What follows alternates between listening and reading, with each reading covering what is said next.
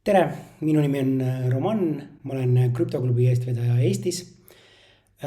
Tänane video on meil koolitus krüptokaevandamisest algajatele. Külas on meil Karl Rei ettevõttest Greenbit Energy. Et tõe huvides ma pean ütlema, et video on filmitud YOLO Grupi peakontoris, kus ma ise ka töötan, ja YOLO Grupi investeerimisfondidest üks on investeerinud Greenbit Energy'sse. Et ma arvan, et see on üks lahedamaid krüptokaevandamisega tegelevaid ettevõtteid Eestis. Neil on oma tuulikud, oma päikeseelektrijaam, mis toodavad energiat ja saadud energia eest nad siis kaevandavad krüptoraha. Head vaatamist!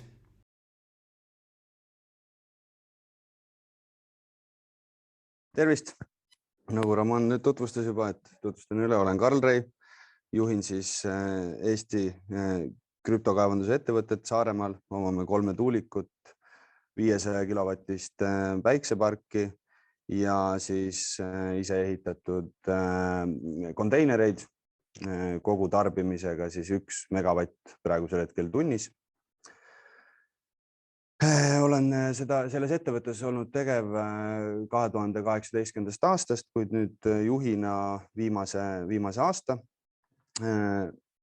Alustuseks võib-olla tahaks rääkida kõigepealt, et kuidas ma üldse krüptosse, kuidas see krüpto mind siis haaras ja millal ma siia sellesse maailma siis nii-öelda sisse tulin. Aga tahaks küsida palju teid siin, kes tõstab käed, et kes tegeleb igapäevaselt või kaevab või on seotud krüptoga. Mõned ikka on, kõik on siis ühesõnaga uued kuulajad. Jah, et minul sai alguse tegelikult aastal 2014 juba.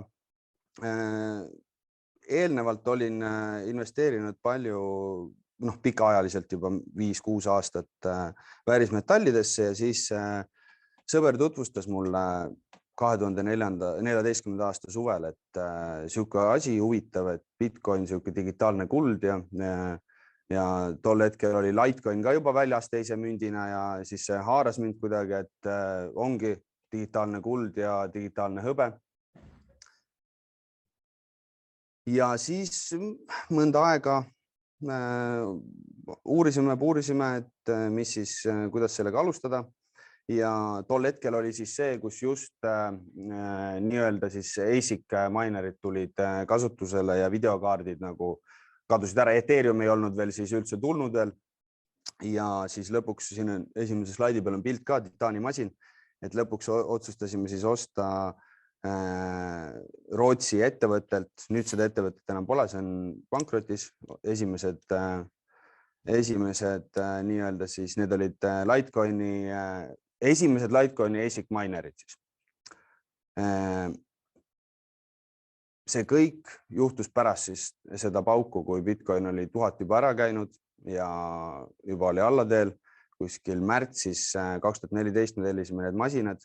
Kätte saime alles, tolles hetkes panime päris palju raha, natukene üle $20,000. Ja kätte saime masinad siis äkki novembris alles, nii et päris pikk ootamine oli. Ja vahepeal oli Bitcoin kukkunud 1000 pealt tolleks hetkeks äkki 300 või 250 peale. Nii et kui masinad kätte saime, siis sellest 20 000 järgi oli eBay's müüdi vist €2500 neid masinaid, et ütleme nii, et oli juba selline emotsionaalne pauk kätte saadud.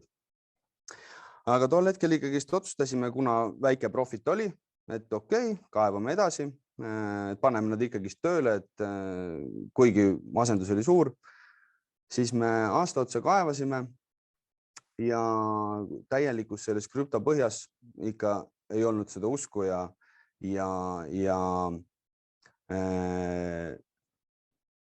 väljusime siis, müüsime masinad maha. Kõigil olim tegu, mis elus teinud olen. Siis ma aasta otsa oli täielik paus, ma ei kutsun seda nagu krüptopohmelliks, et ei tahtnud kuulda ega tegeleda midagi sellega. Ja siis hakkas see uus bullrun pihta kuskil 2016 kevad või niimoodi ja siis juba sõbrad seal kõik olid, et Bitcoin ja ma nagu ikkagist ei tahtnud veel sinna nagu valuslaks oli kätte saadud ja ei tahtnud enam nagu sinna enda nina toppida.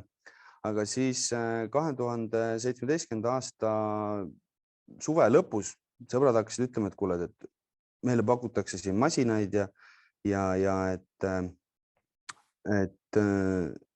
nendega küll praegusel hetkel hirmsasti ei kaeva, aga et profitit nad ei tee aga noh, kaevame tulevikku ja värki. Ja siis mõtlesin, oot, et kuidas, et me isegi seal bear marketi täielikult põhjas nagu ikkagist nendega midagi kaevasime ja me olime profitis, et see on mingi skämm, et keegi tahab teid lihtsalt üle lasta mingi vana. Ja siis need sõbrad tõmbasid uuesti ka sinna sisse.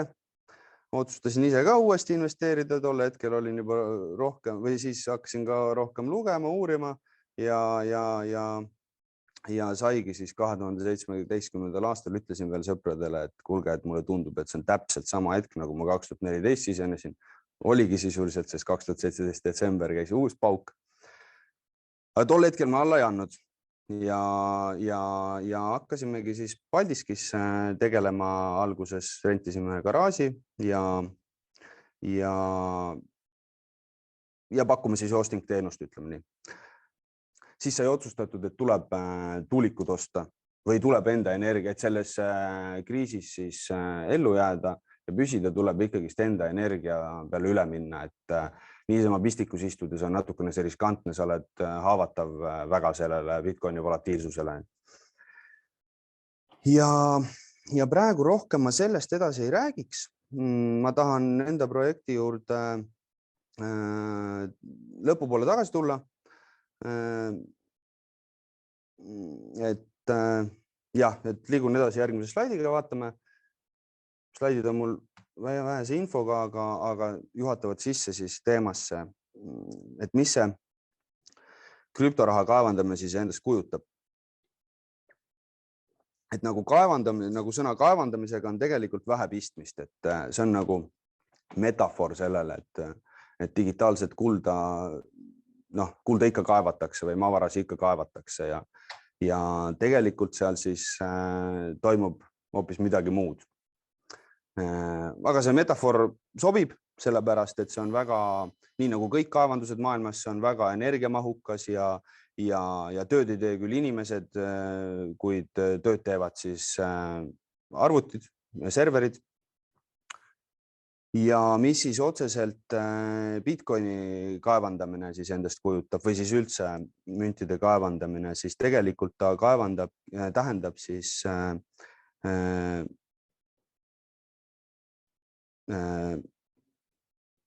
plokkide lahendamist, tehingute kinnitamist ja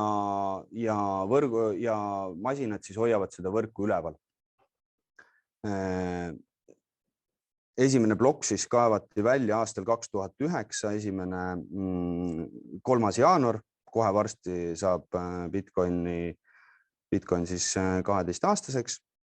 Ja mis selle siis eriliseks teeb selle, et inimesed tavaliselt kuulevad, et Bitcoin on ju, et mis see siis, Bitcoin on tegelikult kogu selles asjas väike osa, et tegelikult see taga on siis suur blockchain ja arvutused ja algoritmid ja et see on nagu see blockchain selle Bitcoini taga on tegelikult nagu võiks öelda siis 90%, et Bitcoin ise on tegelikult, Bitcoini võib võtta nagu subsiidiumina siis töötegijatele, kes siis on otsustanud soetada endale masinad, nüüd on need juba suured farmid, kunagi olid need väga väiksed. Et siis Bitcoin on jah, tegelikult subsiidium kaevajatele ja mida nad siis, mis selle veel eriliseks teeb, ongi selle nii-öelda siis raskus, selle võimatu sissehäkkimine, siiamaani 12 aastat on möödas, et Bitcoini pole siiamaani sisse häkitud, ta on väga turvaline, ta on siiamaani kõige turvalisemaid võrke, siis SHH algoritm ja piltlikult öeldes kaevandamine on siis selline, kui te kujutate ette raamatut, ühe lehekülje lugemiseks kulub 10 minutit, siis see lehekülg läheb lukku sinna on salvestatud kõik selle 10 minuti jooksul olevad tehingud ja masinad siis valideerivad, kinnitavad need tehingud ära. Nõudides on kõik need tehingud alati üleval, need ei ole võimalik tagasi minnes hävitada, kõik on salvestatud. Et võib sisuliselt algtehinguni välja minna, kõik need tehingud on kõikides nõudides olemas alati. See muudabki selle detsentraliseerituks, et ei ole üks nõud, nii-öelda nagu meil praegu keskpangad, kus siis ongi üks nõud põhimõtteliselt. Ja et siis masinatele või kaevajatele kaevajad saavad iga ploki eest siis praegusel hetkel 6,25 bitcoini.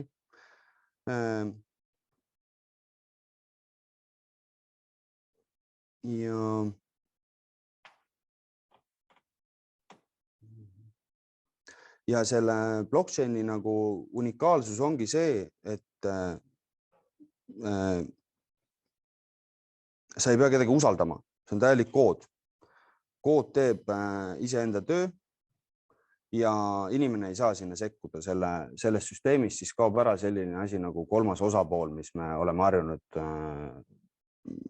panganduses siin maailmas.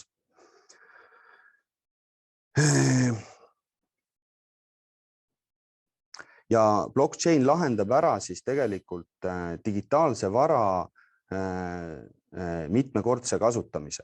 Et näiteks kui me kujutame ette, et krediitkaartidega on võimalik teha pettusi, siis blockchainis seda ei ole võimalik teha.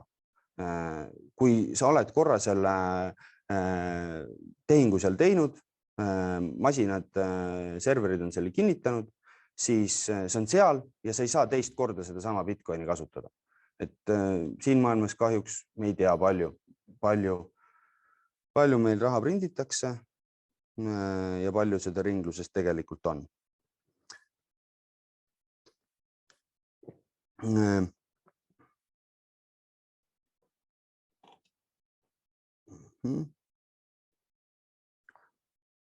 Ja siis ütleme niimoodi, et see Bitcoini kaevamine saigi alguses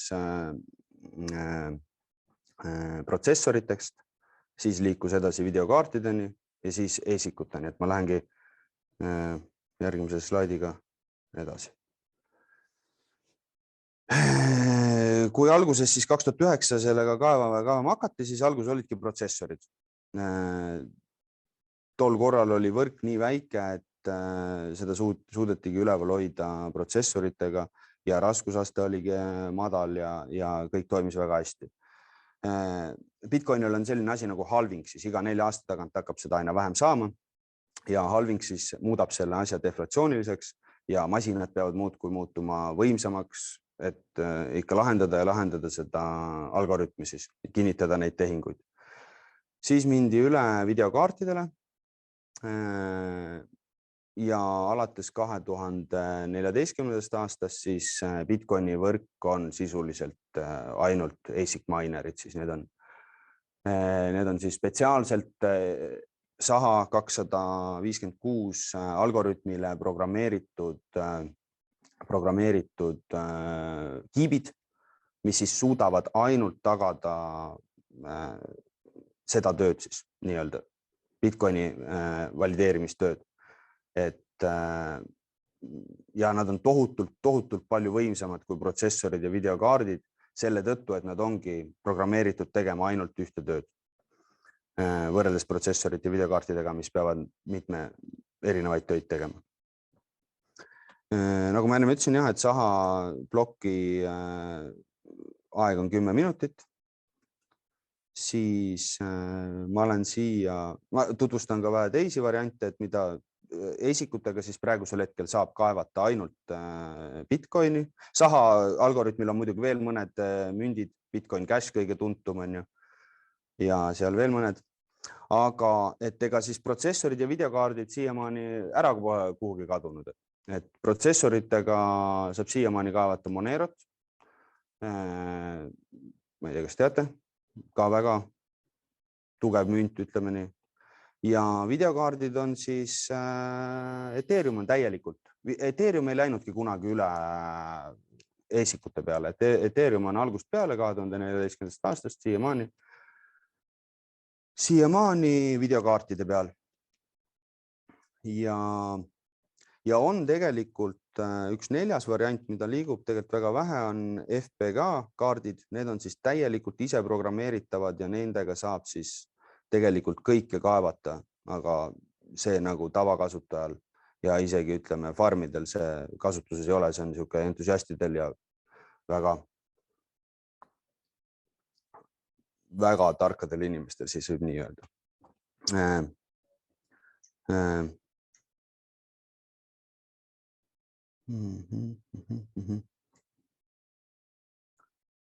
Aga miks siis mis see Bitcoin siis nagu selles mõttes, et miks seda võrku või miks seda siis vaja on või miks see kasulik on tegelikult selleks, et kui me kujutame ette, et raha liigutada või näiteks kulda liigutada, 10 tonni kulda praeguses vääringus mitu miljonit, et seda liigutada Jaapanist Ameerikasse, siis see võtaks tohutult aega. Väga palju inimesi oleks sinna seotud, aga samas vääringus Bitcoini, Ethereumi või Monero liikumine on sisuliselt valguskiirusel. Mitte valguskiirusel, aga saha puhul, Bitcoini puhul siis valideeritakse iga 10 minuti tagant, Ethereumi puhul iga 10 sekundi tagant ja Scripti Litecoini puhul siis iga 2,5 minuti tagant siis toimub transactionite kinnitamine ja müntide liikumine.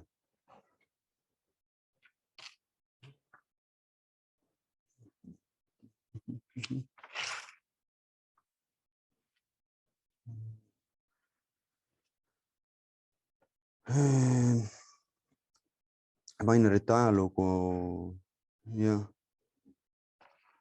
Nagu ma ütlesin, esimene ASIC miner tuli välja siis aastal 2013. Võrdluseks, et kui võimas see miner on siis võrreldes tänapäeva mineritega, siis esimene Bitmaini miner oli 180 gigahashi ehk siis 0,18 terahashi. Praegu kõige võimsam on 140 terahashi, et üle 1200 korda on praegused masinad võimsamad kui tol hetkel siis kõige võimsamad masinad olid.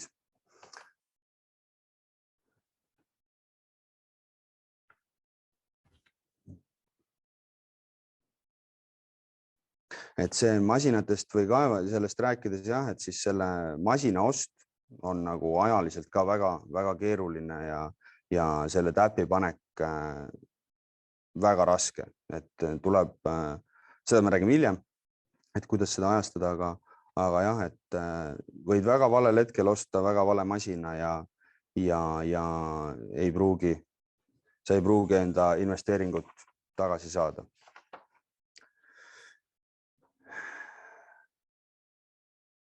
Ja mul on siin. Siis veidi võrkude statistikast.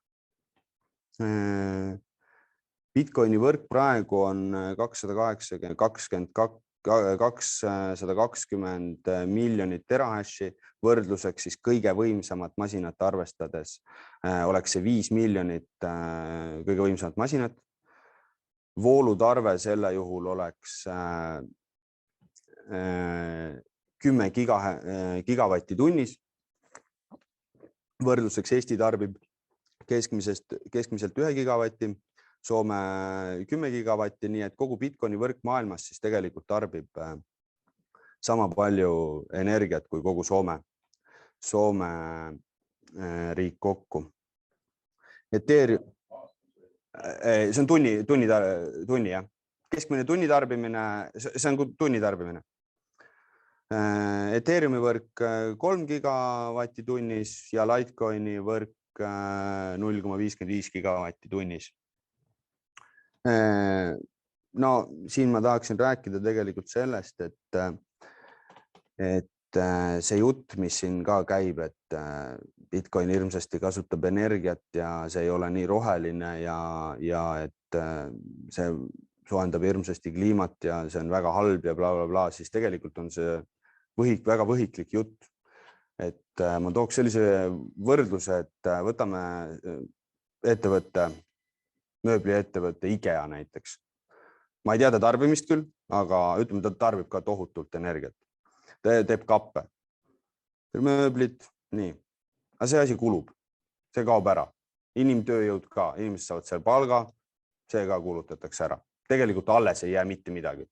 Bitcoini puhul tegelikult, kui sa oled selle, mis seal toimub siis? Seal toimub see, et sa võtad megavatti elektrit, konverteerid selle Bitcoiniks, aga kuna sa toodad tegelikult rohkem, sa saad näiteks megavatt elektrit, maksab, praegu maksab kui palju, aga võtame sellise aasta keskmise 100 eurot megavatt, aga sa suudad selle eest toota 200 euro vääringus 200 eurot väärt Bitcoini osa siis on ju. Ja see jääb. See energia ei ole kuhugi ära kulutatud seni kaua, kuni Bitcoin nulli ei kuku. Et iga viimane kui Bitcoin, mis siiamaani on välja kaevatud, tegelikult see energia on salvestatud sinna Bitcoini. Et ükskõik, mida me siin maailmas teeme, liigutame, kulutame, siis see energia kaob igal juhul ära. Püsima jäävad võib-olla isegi metall, ütleme ju lõppkokkuvõttes roostetab, metalllaevad, konstruktsioonid. Teame, et Giza püramiid on küll alles, aga ei tea, kas Bitcoin küll nii kaua püsib, aga jah, et seda peab nagu meeles pidama, et tegelikult ei kao see energia mitte kuhugi. Nii kaua, kuni Bitcoinil on väärtus, sa võid uuesti minna sellega ja osta 2 korda suurema koguse energiat ja edasi toimetada.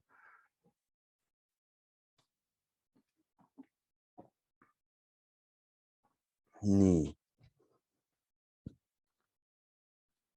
Siis kaevamisest kui selle pealt, et on 2 erinevat varianti münte. On siis proof of work mündid, millest me olen rääkinud, Ethereum, Bitcoin, Litecoin ja proof of stake mündid. Et siis ega kõik asjad ei juhtu üleöö ja nüüd on tegelikult siis Ether 2.0 kinnitatud, et selle aasta, järgmise aasta suvel see juhtub, siis hakkavad ka Etheri võrku üleval hoidma node'id. 32 Etherit on selleks vaja ja hakkadki lukustad, juba praegusel hetkel saad lukustada endale sinna mündid ära ja siis sa nagu ei omagi ühtegi masinat enam, ei kaeva seda Etherit, videokaarte siis enam Etheri peal kasutada ei saa, aga sa ikkagi enda node'iga hoiad võrku üleval. Selleks on vaja küll kiiret internetti ja korralikku arvutit, et see node seal peal töötab, see ei ole nüüd niisama lihtne. Aga selle revenue peal siis ka tegelikult nagu edasi kaevata.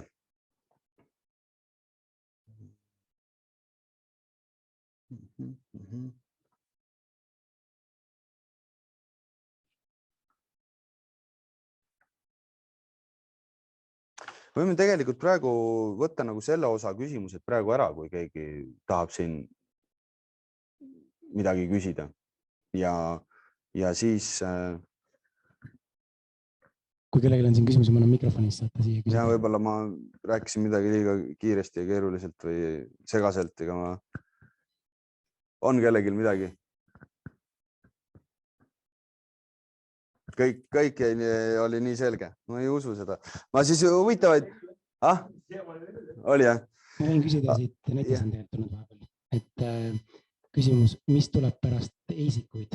Praegu me rääkisid enne, kuidas kõigepealt olid protsessorid, siis graafikakaardid, siis ASIC-ud, et kas midagi tuleb pärast ASIC-uid? No ma ei ole nii tark, et seda öelda. Selles mõttes, et ma võin nii palju öelda, et 3-4 aastat tagasi juba arvestati, et oi, S9 on juba nii võimsad, et võimsamaid esikuid ei saa tulla ja et see on nüüd lagi, on ju, aga võrreldes S9-tega on praegu sisuliselt 10 korda võimsamad esikud väljas. Et esikute puhul on siis nanomeetkiibi suurus. Praegu on siis 5 nanomeetrised kiibid, et järgmine aasta, see on siis, et mitu protsessorit sa selle nanomillimeetri peale sinna suudad panna, on ju, ja võrdluseks siis vana generatsioon oli 9 nanomillimeetrit, et nüüd peakski siis millalgi jõudma siis 3 nanomillimeetri peale, aga noh, ma ei tea, kas see on võimalik. Tol hetkel öeldi, et 9-st ei ole ka võimalik väiksemat teha, tehti. Nüüd ma arvan, et ikka on jälle võimalik väiksemaks minna, ja arvestame sellega, et Bitcoini peaks lõpuks välja kaevama aastaks 2100, siis 90 aastat edasi, midagi ikka tuleb. Ei taha öelda, et midagi ei tule. Aga vahepeal mulle jooksin siit üle, ma tahtsin sellest rääkida, et veel öelda, et tegelikult see blockchaini teema tuli küll välja 2000, nii-öelda siis Bitcoinile esimene tuli 2009 alguses, aga tegelikult on see tehnoloogia olnud mainitud juba 80-ndate alguses, siis 72. 73. aastal NSA aastaraportis, mis siis NSA on siis National Security, mis ta ongi siis? Agentuur, jah, agency, jah, mis siis meid kõiki pealt kuulab. Et tegelikult juba tol hetkel olid need olemas ja see lahendus, aga siis meile nagu anti see sisuliselt siis ja huvitav on ka mõelda selle peale, et see tegelikult tuli finantskriisi põhjas, et see on see, mida mina usun, et inimesed võivad vastu vaielda ja ei pruugi seda meelt olla, aga arvestades blockchaini ilu ja võlu, siis tegelikult Bitcoiniga on võimalik tagasi tuua reservpangandus, mitte siis nii-öelda nagu meil praegu on fractional reserve banking. Et ja mitte siis Keynesian economics, vaid Austrian economics, mis on siis reservipõhiline ja väärtustab siis inimest, mitte pankasi. Et praegune süsteem väärtustab pankasi, neil on väga hea, kui prinditakse, aga meie tegelikult valuuta on ja meie aeg, meil on kõigil 24 tundi ja kui inflatsioon seda kogu aeg sööb, siis tegelikult sööb me peame kogu aeg üha rohkem ja rohkem tööd tegema, et säilitada seda sama standardit, et Bitcoini süsteem või blockchain siis suudab selle asja lahendada. Sinna veel palju maad, et see siis nii-öelda ülemaailmselt kasutusele võetaks. Mida ma tahan sellega öelda, siis Bitcoin tegelikult täielikult, kui tavainimesed siis küsivad, ütleme niimoodi, et kas Bitcoini tuleb mingi Bitcoini killer või kas midagi tuleb paremast Bitcoinist, siis seda ma võin küll öelda, et ei tule. Kui Bitcoin ära kaob, siis kaob kogu see pull ära.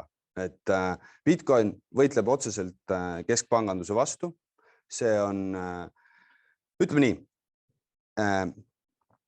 kui sa paned kokku 100 inimest, kes üksteist ei usalda, aga sa tahad äri teha ja sa paned nad blockchaini, siis nad saavad äri teha. Sest seal ei ole usalduse inimese emotsioonidel mitte mingit kohta. Seal on nii ja ongi nii. See on dogma. Ütleme nii, Bitcoin on täielik dogma. Et sa ei saa seda petta, sa ei saa seal kuidagi asju võltsida. Seal on kõik võrdne. See on nagu Wild Wild West. Kõik on võrdsed. Vot. aga ma olen enda esimese ploki sissejuhatuse rääkinud. See ei ole küll sissejuhatus, see on esimene plokk. Et ennem, kas kui me... küsimusi tahad? Jah, no küsige siis veel, kui... Siin on mitmeid küsimusi siin chatis, et üks küsimus. Kuidas on elektri hinna kasv mõjutanud praegu kaevandamist? No ei saa öelda, et ta ei ole mõjutanud. Et sellest ma oleks tegelikult rääkinud edasi, aga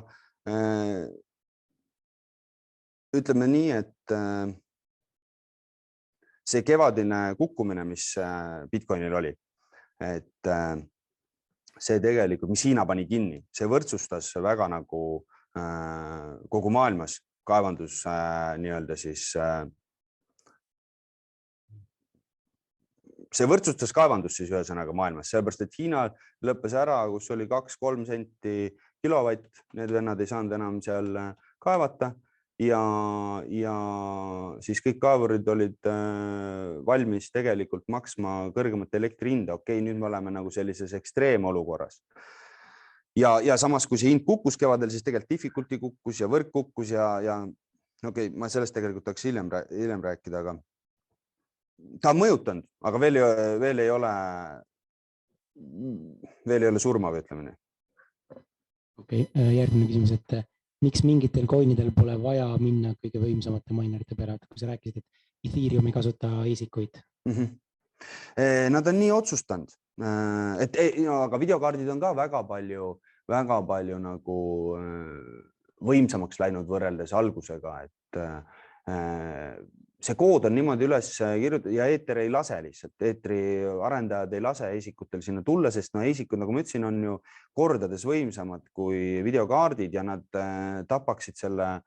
Väga paljude müntidega on juhtunud, kellel on isikud välja lastud, on niimoodi, et see kaevamine ongi mõttetuks läinud, sest raskusaste lööb nii üles, nii palju münte kaevatakse korraga välja ja siis ta ongi aasta-2 on see not profitable ja rikutakse võrk ära, et paljud mündid, ka Monero näiteks, nad blokivadki seda, et mitte lasta isikuid sinna võrku, et nad ei taha seda. Küsimus, et kas teie siis, ma saan aru, Greenbit Energy's kaevandate Ethereumit ka? Jah, et see on ka strateegia, millest me hiljem tahaks rääkida, aga jah, et me kaevame Bitcoini, Litecoini ja Ethereumit siis. Et me oleme Saha 256, Etahash ja Scripti peale nagu orienteerunud. Et see on ka nii, et seal on erinevad.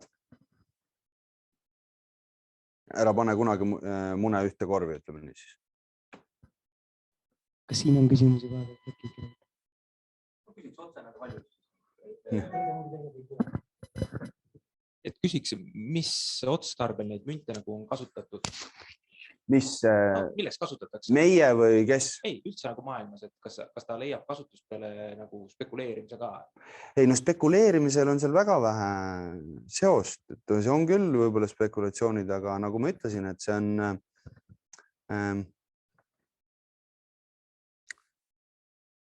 põhiline mure Bitcoini nii-öelda believeritel oli siis pikka aega see, et ega nad ei tahtnud seda müüa, sest vaata, kui sa 2016 oli sul näiteks 1 000 000 eurot ja sa ostsid endale korteri ja Ferrari selle eest ja veel midagi ja käisid reisil, siis oligi sul see raha läinud. Aga nüüd DeFi, decentralized finance idega sa ei peagi enda münti müüma. Et see väga palju sa saad igal pool kasutada ju tegelikult Bitcoini. Et sa kasutad küll läbi stablecoinide seda, aga kõik võimalused on sul olemas teha. Need ma loodan, et... Kas nad teevad võtta?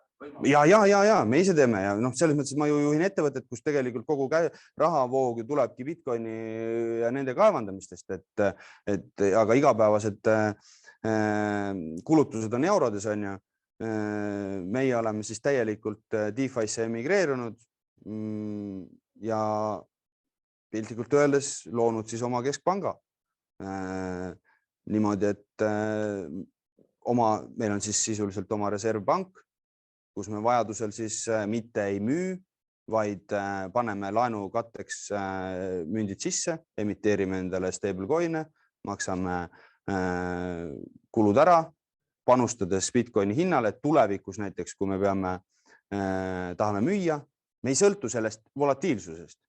Me müüme siis, kui me tahame, müüme 68 000 peal näiteks, kustutame teatud osa võlast väga väikse koguse Bitcoiniga, mitte näiteks ei pea müüma seal, kui ta kevadel kukkus 35 peale, et oi, nüüd me peame müüma, et enda kulusi katta, et seal on väga suured võimalused. Jah. Oli vastus piisav või? Pigem mõtlesin seda, et keegi nagu autosid ja hamburgereid ostab sellest või midagi muud tahta teed sellega. Autode. Kuna sa ära vahetad seda raha nagu, aga... No vot see ongi see, et eks ikka teevad. Need, kes DeFi'sse veel ei ole läinud, need ikka teevad ja ostavad, aga see on mõttetu tegu. See on väga mõttetu tegu, ütleme. Et kõik mündid, mis sa vähegi kaevad, need tuleb alles hoida. Kuna see on deflatsiooniline süsteem, mitte inflatsiooniline süsteem. See süsteem ei käsi sul seda burgerit osta. See ütleb, et ära osta, hoia alles parem. Tee eurodes midagi ja osta eurodes burgereid. Võin ka kommenteerida, et siin YOLO-grupis me näeme ka, et inimesed kasutavad krüptoraha väga palju, sest meil on teenused, krüptoraha teenused, online kasiinod, sports bettingud. Ka Bitcoine kasutatakse väga palju. No jah, sorry, ma unustasin selle. Aga jah, me näeme seda, et coinid põhimõtteliselt jagunevad 2. On nagu stablecoinid, mida hästi palju tahetakse kasutada ja on siis teised coinid, mille hind pigem, mis on deflatsioonilised ja hind läheb nagu tulevikus ülesse ja tänu sellele siis, ma ei tea, kes on targemad, nüüd pigem ei kasuta seda, vaid nad konverteerivad selle stablecoinisse ja siis kulutavad oma stablecoin'e.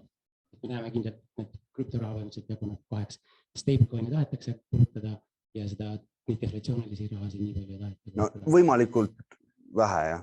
Et see ongi see, et millesse sa usud, et kui sa panustad sellele, et 4-5 aasta pärast on Bitcoin võib-olla tõesti 250-300 000 dollarit, siis ei taha ju seda Bitcoini praegu maha müüa, et pigem hoiaks seda. Ja DeFi annab selle võimaluse. Aga nüüd me oleme tegelikult nende küsimustega, võta mõned küsimused veel, aga muidu me oleme nende küsimustega läinud juba arutama järgmiseid slaide, et võta. Teeme siis väikse pausi, kui siit küsimuse pole. Jah, pitsad on kohal. 10 000 Bitcoini eest tellisid, jah? Ma loodan, et on kohal. Teate seda nalja ikka, jah? Ei tea. Et jah, et see liigub, et kus see aastal 2012 või 11, kui vend pani foorumisse üles, et ma ei viitsi kodunt välja minna, et kas keegi toob mulle, mul on mingi 10 000 Bitcoini, et kas keegi toob mulle pitsa koju. Tol ajal oli see nii väike summa, et saaks päris mitu pitsat selle eest, ütleme. Bitcoini maksvad pitsad söödud ja jätkame siis. Et Roman kutsuski mind siia rääkima tegelikult sellest, et annaksin siis nõu, et kuidas alustada siis seda kaevandust ja millele peab tähelepanu pöörama ja et vältida siis vigu, mida ma isegi olen teinud ja mitte astuda sama reha otsa, et ma ütlen alguseks kohe ära, et eks see kogu Bitcoini maailm siis, mitte ainult hind ei ole volatiilne, vaid ka emotsioonid on väga volatiilsed. Et selle purjeka peal paljud ei püsi, lasevad väga ruttu lahti. Et enamus inimesi astub sisse siis, kui hind on kõrgel ja kui hind kukub ja kiiret profitit ei tulnud, siis antakse kiirelt alla ja pettutakse, mis on omamoodi ka selline, tõesti nii on juhtunud, aga kuidas me siis peaksime kaevandust üles ehitama niimoodi, et seda ei juhtuks? Esiteks tulebki endale selgeks teha, et kerget raha ei tule kuskilt. Kõik on ikkagi töö ja teadmised ja vaev. Et ei ole mõtet, kui te mõtletegi, mis hetkel sinna siseneda, siis ei olegi mõtet siseneda alati siis, kui numbrid on suured ja kõik, et siis see nii-öelda petab teie meeli ja teil kaob see view ära ja siis, kui on kukkumine, siis kaob motivatsioon ära ja mõtled, et ma ei viitsi sellega enam tegeleda ja ma ise olen selle läbi elanud, ma võin, oskan teile seda nagu kirjeldada. Aga kuidas siis seda nii teha, et mitte astuda nende vigade rehade otsas siis? Alustuseks pannagi endal paika mindset, et mitte loota kiirele profitile, mõelda kindlasti 2-3 aasta perspektiivis.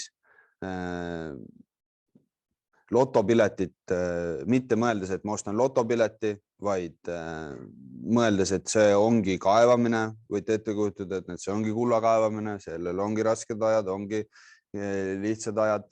Ja kõige tähtsam selles asjas on aru saadagi Bitcoini tsüklilisusest, et Bitcoin on nüüd, no me praegu räägin küll Bitcoinist, aga ka kõikidel nendel teistel müntidel on ikkagi omad tsüklid, aga räägime siis praegu nagu Bitcoinist.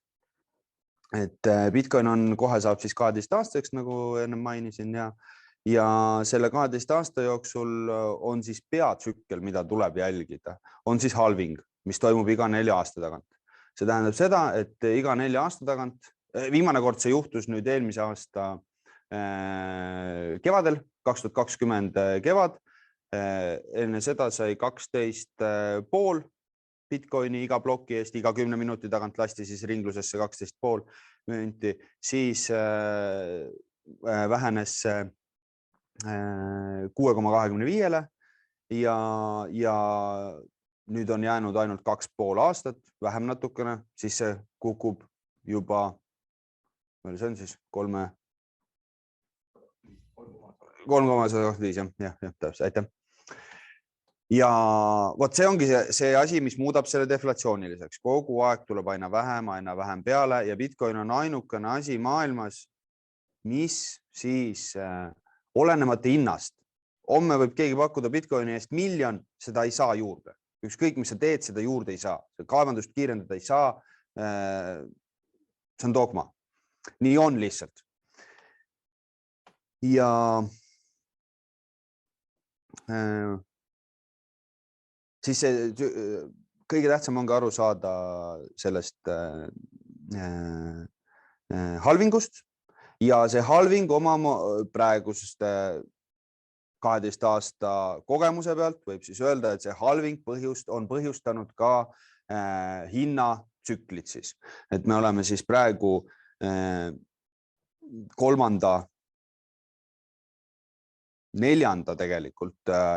bullrun'i viimases faasis.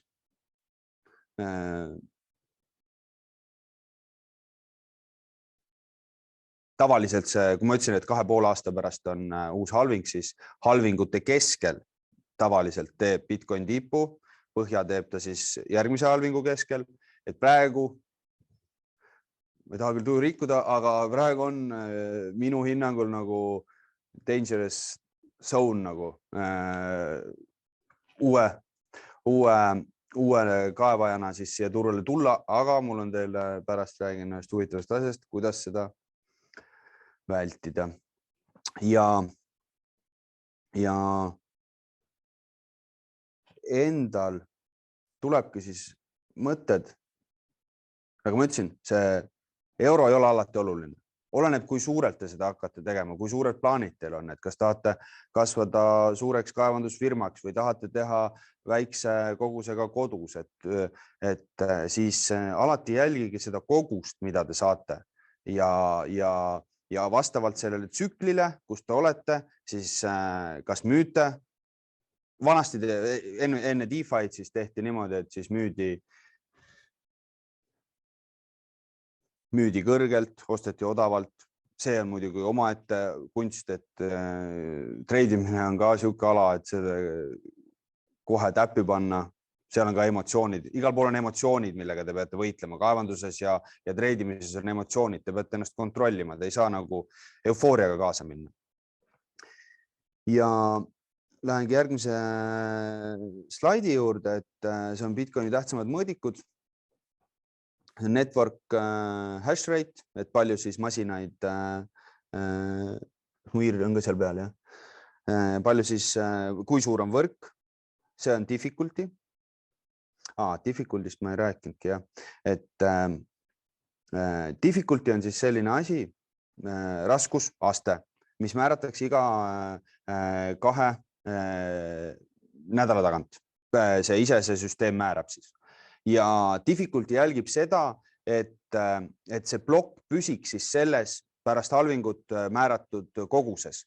Et vastavalt, kui näiteks tuleb masinaid juurde 2 nädala sees alguses, siis on võimalik see, et hästi, kuna raskusaste on madal, siis hästi palju kaevatakse rohkem, plokid on suuremad kui 6,25, näiteks plokid võivad olla 7,5 Bitcoini, selle tõttu, et raskusaste ei ole veel kompenseerinud selle võrgu kasvu. Et difficulty ongi siis see, mis kompenseerib pidevalt iga 2 nädala tagant ploki koguse, et see oleks ühtne, et võrk oleks stabiilne, et tehingute kinnitamine püsiks ajaraamides ja difficulty tagabki siis selle võrgu stabiilsuse tsüklite vahel. Ja nagu te näete siin, see on see kevadine kukkumine on ja siis väga kukkus ka difficulty. Hind ka kukkus. Aga mida me siit peaksime nagu tähele panema on see, et hind kukkus dollari suhtes tõesti, jah, tegi suure kukkumise. Aga Bitcoini koguse poolest tegelikult Bitcoini kogus kasvas. Sellepärast, et võrk pandi kinni, nii-öelda sama pitsalõigu ümber oli vähem suid, siis difficulty kukkus, sest võrk nägi, et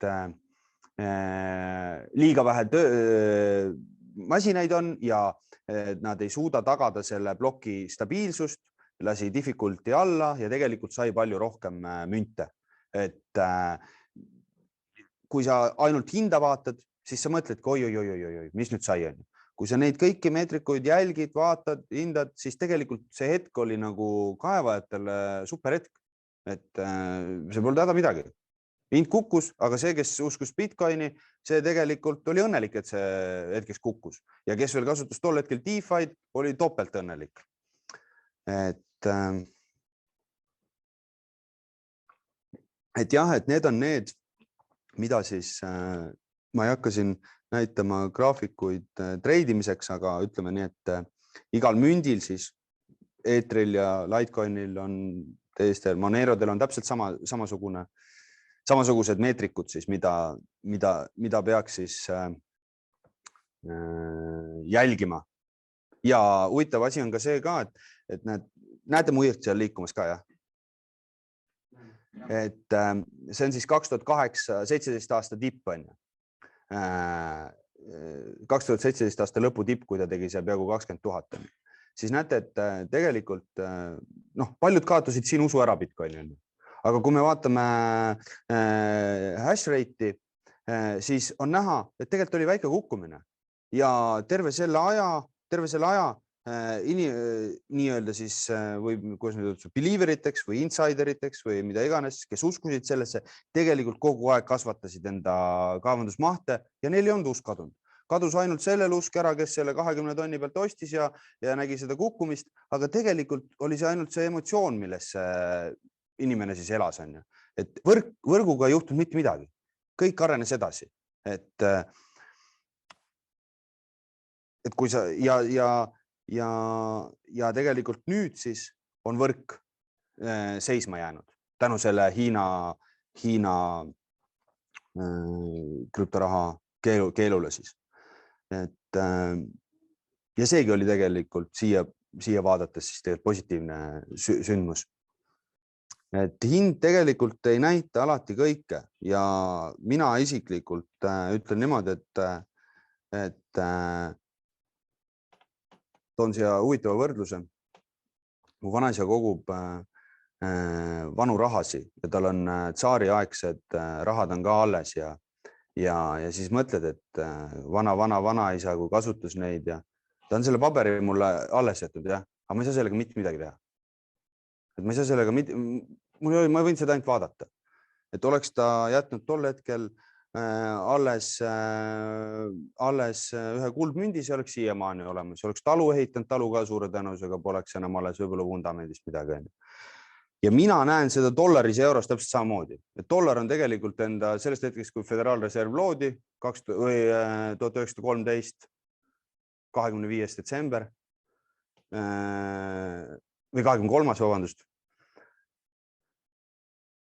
On dollar kaotanud 99,5% enda väärtusest. Et noh, kes tahab sinna uskuda, uskuge, aga see on suure vässet, et ostujõu. Et võite ise uurida, ma ei hakka seda, väga lihtsad võrdlused on need, mida võetakse, et palju töötunde kulus. No, ütlen niimoodi, ma tegin ise sellise huvitava uuringu, et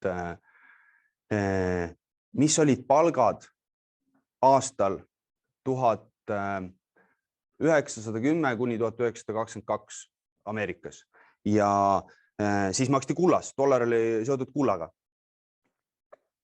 Ja selline kõige odavam palk või kõige odavam teenistus oli transportabitööline, mis ma leidsin, mingi Massachusetts ülikooli mingid dokumendid seal ja ta sai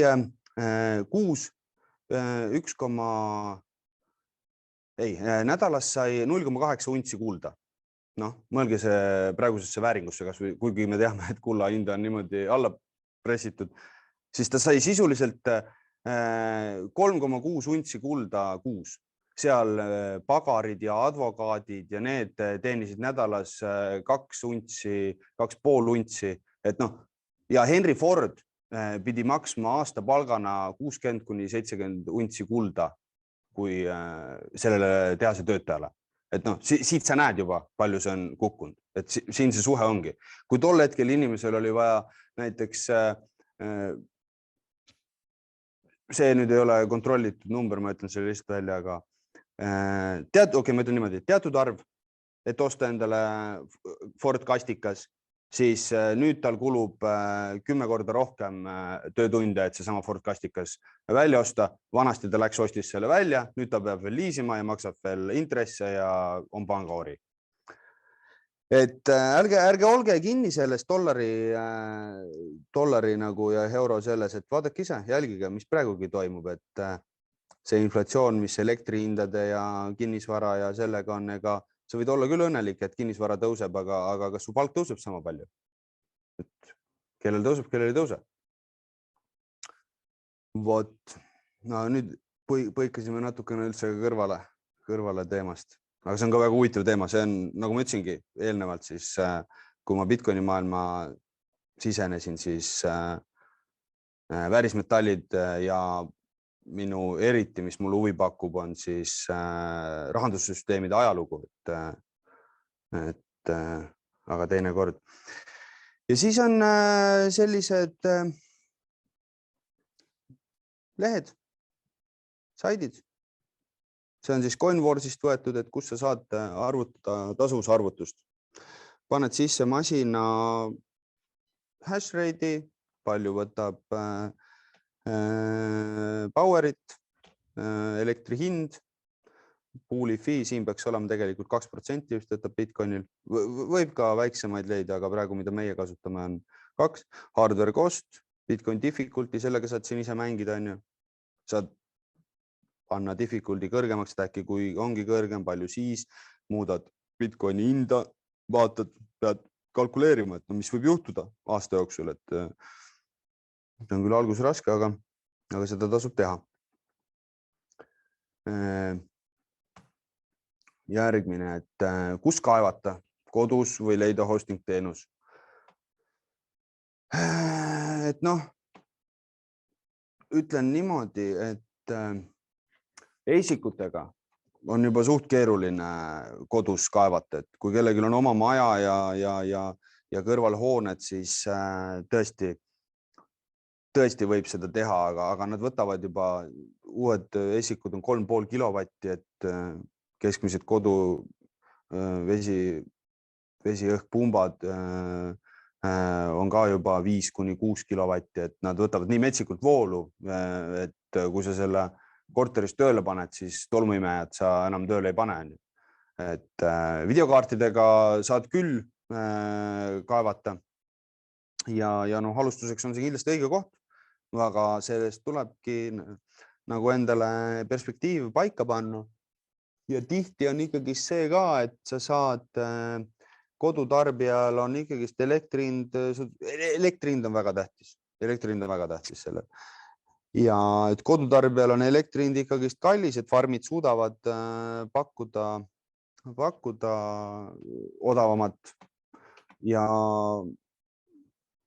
odavamat elektrihinda ja sellega on ka profit parem.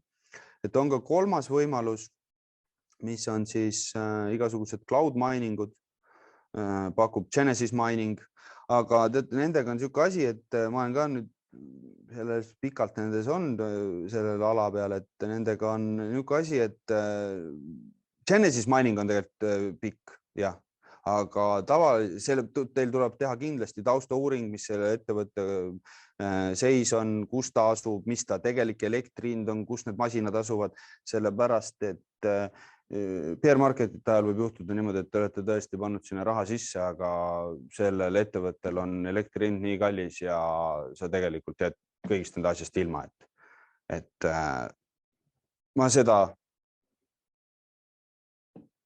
ei soovitaks. See on minu arvamus, võib-olla keegi on parema, mul endal kogemust ei ole, ma lihtsalt tean, mis on juhtunud erinevatel aegadel,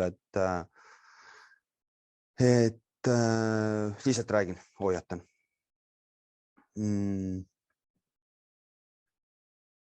Ja siis mõtlen, kas ma nüüd jooksin kõigist kiiresti üle või midagi veel selle koha pealt rääkida. Mis see hosting teenus näiteks ise tähendab? Hosting teenus on see, et meie ka, meil on ka ikkagi kliendid, kellele me osa sellest elektrist müüme, et balansseerida siis euro cash flow'd ka, ütleme niimoodi, et seda on ka ikkagi vaja. Hosting on siis ettevõtted, kes pakuvad majutusteenust su masinatele. Lihtsalt nii öeldes. Ja mul jäi alguses siis jutt pooleli, et kuidas ma siis jõudsin ja kuidas siis 2017 lõpus mind tagasi siia maailma tõmmati ja siis ma liigukski edasi, lubasin natuke pikemalt rääkida, et mis meil kaevanduse tulevikust ja meie projektist Saaremaal, et praegusel hetkel siis opereerimegi 3 tuulikuga, mis on kokku 2 megavatti pluss päikesepark, mis on 0,5 megavatti. See osa siit on juba kõik uus detailplaneering, et nagu ma enne mainisin, et tegelikult see jutt, et umbes, et Bitcoin kulutab hirmsasti elektrit ja mitte midagi ei tooda ja see on kõik nii halb, ma seletasin ära, mis minu arvamus sellest tegelikult on, siis, aga et siis olla selles maailmas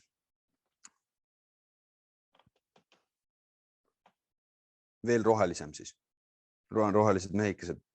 Et siis meil on selline plaan, projekt, mis loodame, et siis 1,5 aasta jooksul teostub, minna täielikult üle, mul pilt ka siia pandud vedelikjahutuse peale ja kasutada ära siis selle minerite poolt toodetud soojus, et läbi soojuspumpade ja soojusvahetite on siis võimalik selle õli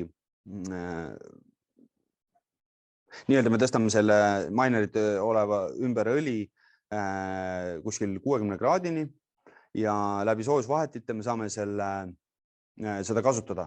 Siis kasvuhoonete, meil on plaanis siis ehitada kasvuhooned, mida on võimalik terve aasta ringselt kütta, tootes kõige puhtamat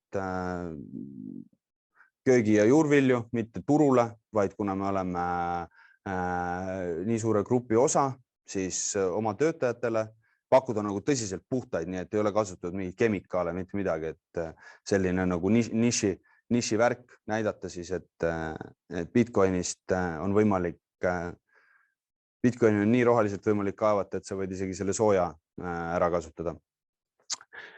Aga kuna meil jääb tohutult energiat üle aastal 2023, siis kui me saame uued liitumised Sikassaare alajaamaga, meil tõuseb kogu võimsus 3,5 kokku, siis meil tuleb kaks liitumist kokku, tõuseb 4 megavatti peale. Et selle kasvu me võiksime tohutult kasvuhoonet. Võrdluseks Kuressaare linn, mis on ääres, siis kasutab, seda kütab 10 megavatine koostootmisjaam, et meie hakkame siis 4 megavatti, 3,5 megavatti hakkame soojust tootma, 4 läheb või 0,5 megavatti läheb siis muude süsteemi tööl hoidmiseks, siis ütleme niimoodi. Siis plaan on see soojus Kuressaare linna võrku müüa, sest see on metsik soojus, metsik kogus nagu, see ei ole, me ei suuda seda maha jahutada seal. Aga noh, see on kõik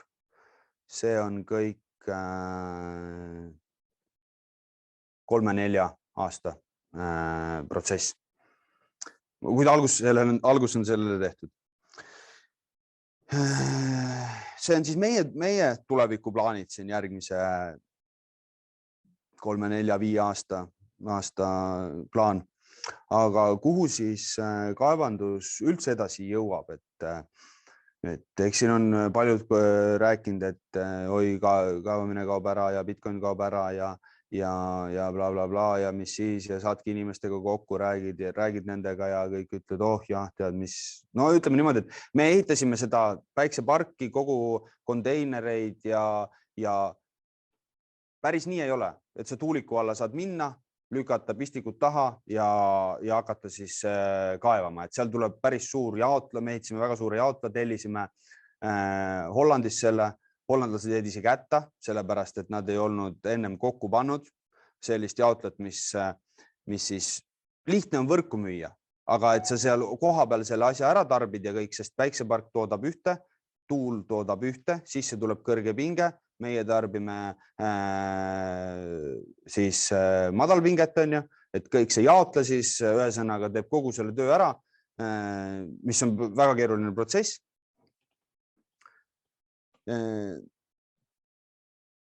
Mõtlen natukene, et me tegime seda kõik pärast 2017 aasta tipu saavutamist ja ega neid tuttavaid, kes uskusid, et mida me teeme, väga ei olnud. Ma ütlesin, mis te seal teete? Aga meie uskusime ja tegime ja nagu ma ütlesin, see tsüklilisus on oluline. Investeeri sinna siis, kui keegi ei usu ja võta profitit siis, kui kõik sisse sinna jooksevad. Et sellest lähtuvalt tuleb siis teha ja õnneks meil see esimene kord ei õnnestunud, aga teine kord, kui asja korralikult kätte võtsime, siis suutsime asja vähe paremini organiseerida. Aga sellest lähtuvalt jah, siis ei tasu mõelda, et see kaevandus nüüd ära lõpeb ja mina kui ettevõtte juhina siis ei saagi nagu selle peale mõelda, et ma pean nagu Arnold Schwarzenegger oma motivatsioonikõnes ütles, et kui sa juba võtad plaan B, siis sa paned enda energia sinna plaan B-sse, mis tegelikult võib-olla oleks puudu jäänud, et su plaan A teostuks. Et ma ei lase sel mõttel endale pähe tulla, ma runnin seda ettevõtet nii, et see tulevik on selline, nagu ma ette kujutan. Ja kui lugeda ja uurida, mis maailmas toimub, siis tegelikult see tulevik on selline, et nii nagu igal pool muul aladel, mis aladel te tegevad olete või näete, siis tegelikult ega lõppkokkuvõttes suurkorporatsioonid võtavad kõik üle. Ja ka mainimises on see, et suurkorporatsioonid on juba sees, et BlackRock ja Vanguard on ostnud USA's osalused suurtes mining ettevõtetes ja et need multi-generation korporatsioonid siis ei liiguta raha sinna, kus nad võivad arvata, et 5 aasta pärast äkki seal midagi ei ole, et noh, nad on insiderid, nad teavad, et selle järgi tuleb ka enda nagu plaane siis muidugi palju väiksemas mastaabis, aga see annab usku, et teed õiget asja. Et jah. Ja pidin siis lõpus, kuna Roman ütles, et see on tasuta kõik, siis ma annan tasuta sellise vihje või selle, et kui mina oleksin, praegu peaksin alustama, siis nagu ma olen mitu korda siin DeFi'st rääkinud, siis palju teist teab, mis see DeFi on või kuulnud midagi? Mitte midagi? Jah. Et eks selle mainimise poole, alustamise poole pealt on alati see küsimus, et mis ma siis teen, et kas ostan mündid või ostan masinad ja kumb on kasulikum, on ju. Siis praegusel hetkel DeFi annab sellise võimaluse, et sa ostad mündid, paned need DeFi'sse ja 30% selle summa eest ostad endale minerid ja siis kaevad seda raha välja ja kaevad juba eurosi välja, mitte Bitcoini. Või no, selles mõttes, et sa korjad Bitcoini välja, aga sa oled stablecoinidega fikseerinud selle hinna ja sa oled kohe automaatselt mõlemas positsioonis sees. Et sa ei ole niimoodi, et kurat, masinad, näed, oleksin võinud osta hoopis Bitcoinid ja näed, mul oleks nii palju ja bla, bla, bla. Siis sa oled automaatselt mõlemas positsioonis ja sul on palju turvalisem. No see on, ma teeks 100% nii. Noh, Roman võib ka öelda, et see on nagu õige. Ja, et ma võin öelda, et ma tegin Karliga diili, et ma hostin oma mingid minerid seal. Siiamaani läheb väga hästi ja olen väga õnnelik. Aga sa ka läbi DeFi tegelikult selle tegid? Täpselt, et ma võtsin oma Bitcoine siis ja selle asemel, et neid maha müüa, ma põhimõtteliselt vahetasin nad Ethereum'iks ja siis Ethereumi tagatisel võtsin laenu Aavest. Aave on siis üks DeFi platvorm.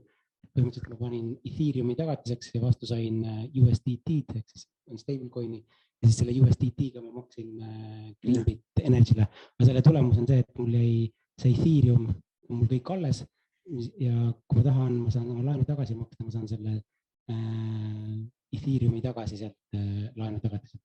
Ja kui praegu võrreldes selle ajaga, kui ma ostsin neid minerid, hind oli palju madalam, kui ta praegu on, põhimõtteliselt ma saan juba niisama sealt laenu tagatiselt osa Ethereumi ära võtta, sest et Ethereumi hind on üles läinud. Tähendab, et laenu tagatis on liiga suur, et enam pole vaja seda laenu seal nii palju, et põhimõtteliselt või emiteerid juurde ja ostad juurde. See ongi see võlu, et sa oledki, rahakott on sinu käes, mitte sa ei usalda pankasid. Ei ole. Et no ma võin seda öelda, et kes uudiseid vaatab, siis LHV hakkas just pakkuma, et mis münti ta hakkas pakkuma, kes teab? 10. Jah. No põhiliselt, mis mul meelde jäi, oli Bitcoin, Ethereum, Litecoin, Aave, Chainlink, jah. Ja Uniswap, jah. Aga tahaks ka Aavet pakkuma, aga meie juba teeme seda, mida ta pildikult öeldes LHV teeb teile selle töö ära, mida võiks ise teha ja veel efektiivsemalt. Vot. Aga mul on siis sisu, ütleme niimoodi, et ma olen oma slaididega lõpuni jõudnud.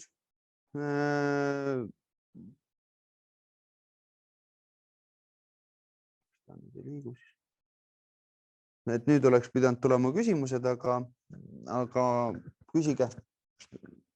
Või Roman? Mul on palju küsimusi, aga ma võtaks enne siit.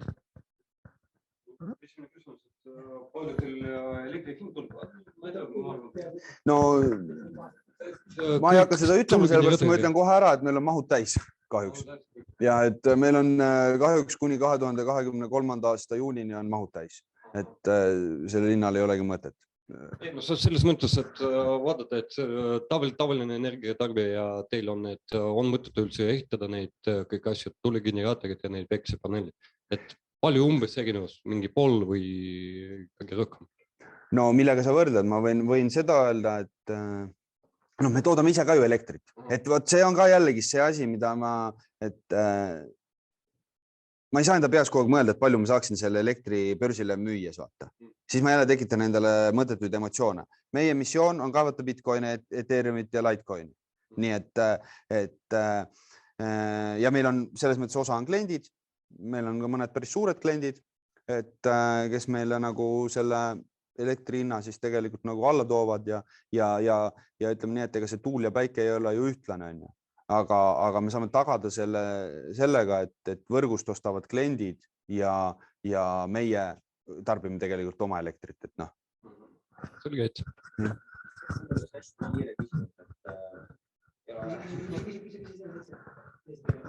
Et mis see selle teie teenuse hind hetkel on või mis hinnaga te ka elektrit endale oma hostingu soovijatele pakute? No me pakkusime kuni selle aasta, tegelikult järgmise aasta jaanuarini pakkusime, järgmise aasta jaanuari lõpuni on meil siis fiks hind tarnijaga ja me saame pakkuda 8,5 pluss käibemaks, aga meil on ka uued pakkumised juba olemas ja kuna vaadake, et börsihinnale ei saa minna, sellepärast, et me kogu aeg tarbime ikkagist võrgust ka, siis me maksaks alati kinni selle kõige kallima hinna, siis me peame minema fiksile ja fiks hind praegusel hetkel on niimoodi, et klientidele me saame pakkuda 18,5 pluss käibemaks.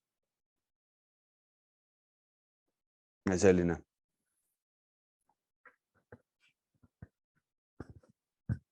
Veel küsimusi siin? Ma küsin siit, mis on vahepeal tehtud. Kas pakute ka majutusteenust teistele ja mis maksab ühe ISIC-u majutus 1 kuu? No ongi, et praegu tegelikult me selles mõttes, et kuna meil on endal mahud täis, tegelikult meile tuli see, räägin ära, et meil tuli see tegelikult üllatusena, kuna meil tegelikult kaabel, mis siis pea alajaama vahel siis Sikassaares oli tegelikult võimaldab 3,5 megavatti, aga kuna Saaremaal on elektriolukord selline, et see alajaam töötab sisuliselt täie võimsuse peal, siis me ei saanud seekord tõsta, me tahtsime tegelikult tõsta seda tarbimist ja me saame tõsta alles siis 2023 juunikuus, et me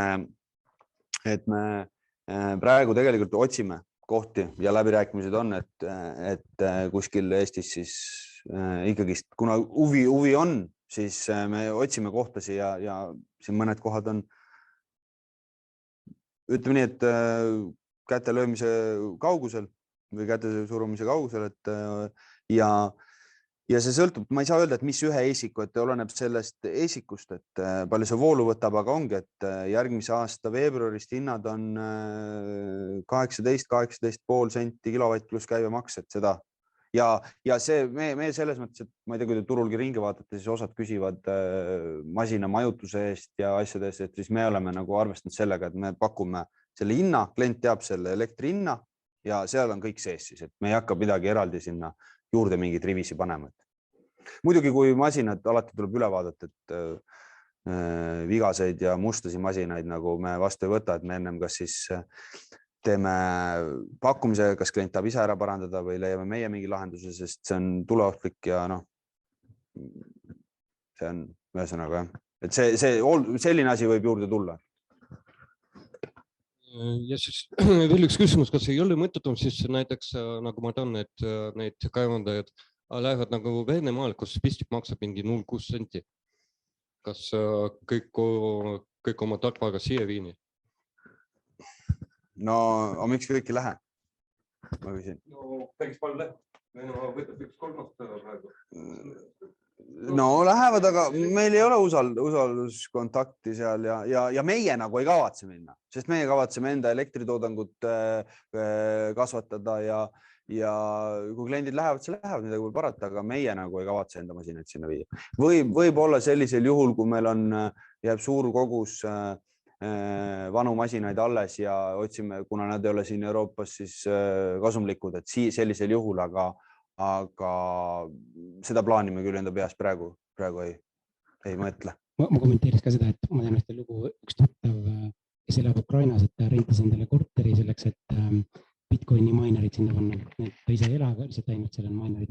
Ja ta hoiab seda kõikidest saladuses ja põhjus, miks ta saladuses hoiab korteri asukohta, ei ole mitte, et ta kardaks, et ta sõbrad või keegi läheb ja varastavad need minerid ära, vaid selleks, et ta kardab, et politsei saab teada, kus see asub ja siis politsei tuleb talt nagu välja pressima, et seal on selline risk ka teistes riikides nagu Venemaal, korruptsioonirisk, et jah, elektri hind võib odavam olla, aga ma ei tea, kellele sa pead seal maksma, kui palju, et nad ei tuleks ja ära viiks kõike su kraamiselt. Jah, et see faktor ongi see, et see Venemaaga on jah, selline riskifaktor on suur, ütleme. Veel küsimus, et kui ei ole saladus, et mis on teie kaevandusmahud?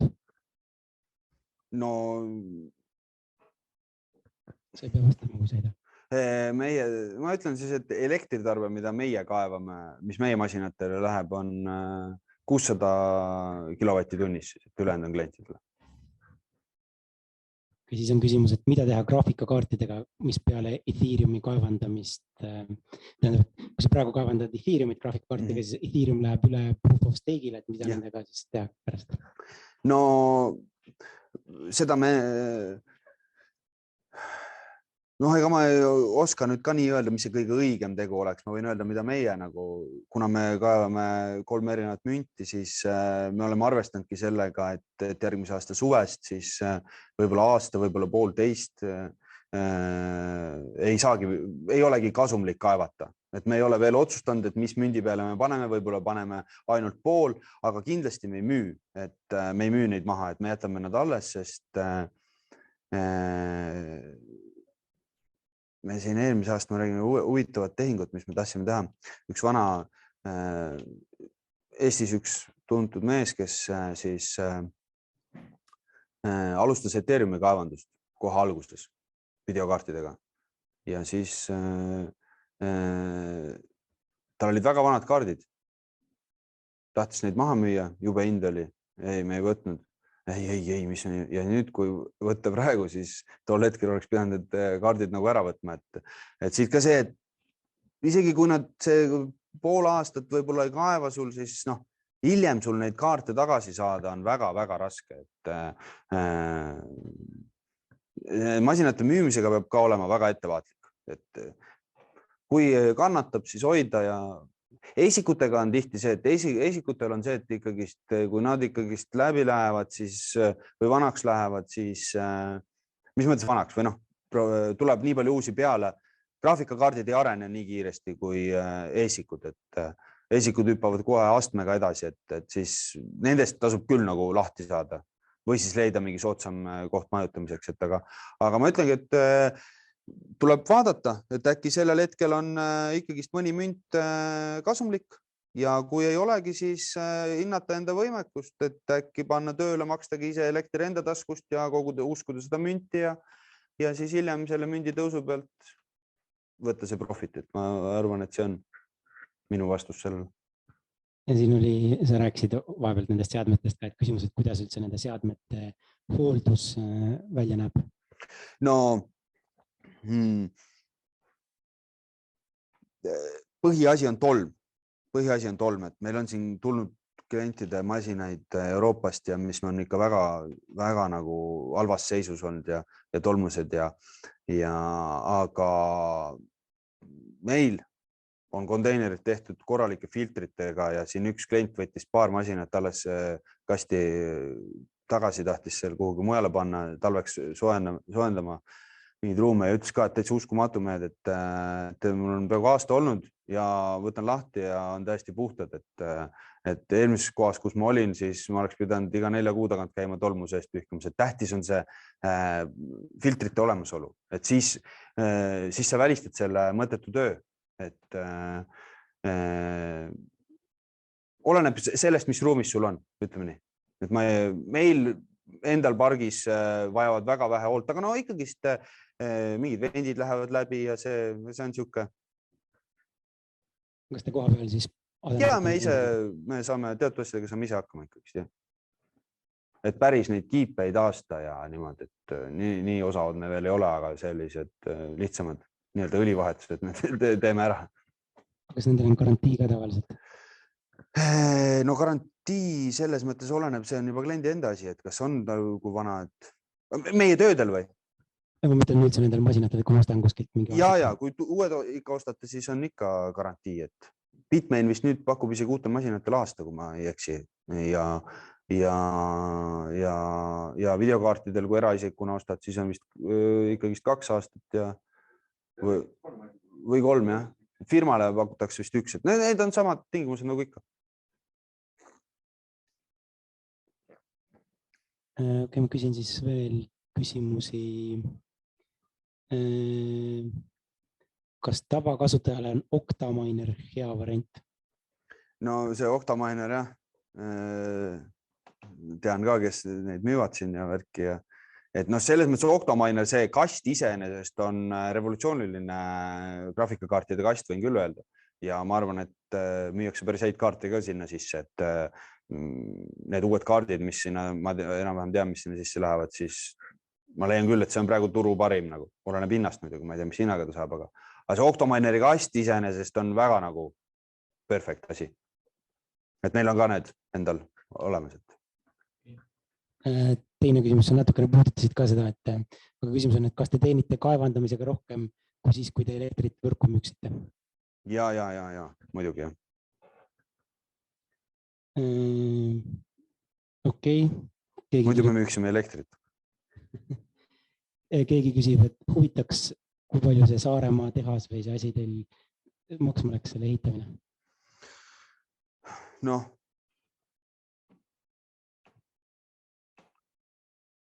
See peab vastama. Jah. 10 ei ole, aga miljoneid on. Ei.